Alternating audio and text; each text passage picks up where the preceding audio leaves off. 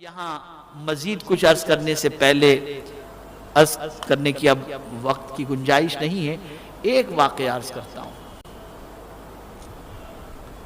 اس واقعے کو سنو تاکہ اللہ کے ولی کی شان اچھی طرح سمجھ میں آئے کہ ان کے معاملات ہوتے کیا ہیں۔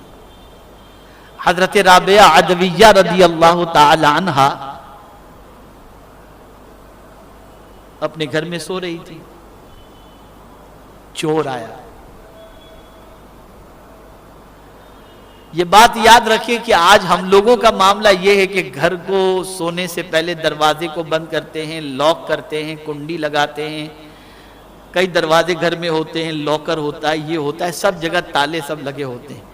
اللہ والوں کا حال یہ ہوتا ہے کہ ان کے گھر میں ہوتا ہی کچھ نہیں تو تالا لگائیں گے کیا اور کنڈی لگائیں گے کیا؟ تو ان کا دروازہ کھلا رہتا ہے، ان کے گھر کا دروازہ کھلا رہتا ہے۔ اور الحمدللہ تو عرض یہ کر رہا تھا کہ اللہ والوں کیا کچھ ہوتا نہیں ہے دنیاوی ساز و سامان کہ ان کو لاک لگانے کی ضرورت پڑے، ٹھیک ہے نا۔ اب جو کچھ بھی تھا حضرت رابعہ عدویہ رضی اللہ تعالیٰ عنہ کے پاس وہ بہت مختصر تھا، کپڑے ہوں گے، کچھ چیزیں ہوں گی۔ چور اندر آ گیا گھر میں، دروازہ کھلا تھا، گھسا، جو ہاتھ لگا اٹھا لیا اس نے، سمیٹا، دروازے پر پہنچا، آنکھ کی روشنی چلی گئی، چور اندھا ہو گیا۔ اس نے فوراً توبہ کی، نہیں میں واپس کر دوں گا، سامان نیچے رکھا، آنکھ کی روشنی آ گئی۔ پھر اس کے ذہن میں بات آئی کہ شاید ہو سکتا ہے میری آنکھ میں اندھیرا آ گیا ہو۔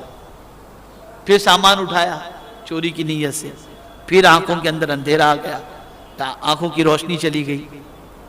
جب آنکھوں کی روشنی چلی گئی تو اس کو یقین ہو گیا کہ یہ اللہ کی طرف سے میرے لیے آزمائش ہے اور مجھے میرے گناہ کی سزا ہے۔ بہرحال 2-3 مرتبہ کے بعد اس نے پھر سامان رکھا۔ ذہن میں خیال آیا کہ ایسا کیوں ہوتا ہے کہ رابعہ تو سو رہی ہیں اور میں ان کا سامان اٹھا رہا ہوں، نہ وہ بد دعا کر رہی ہیں، نہ کچھ کہہ رہی ہیں، نہ مصلے پر ہیں، نہ کوئی معاملہ ہے، ان کے بغیر کہ میری آنکھ کی روشنی کیسے چلی جاتی؟ تو غیب سے آواز آتی ہے، اے چور، غیب سے آواز آتی ہے، اے چور سن، ایک دوست اگر سو رہا ہے تو دوسرا دوست تو جاگ رہا ہے نا۔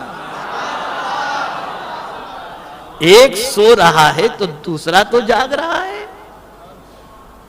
تو اللہ کے ولیوں کا معاملہ یہی ہوتا ہے۔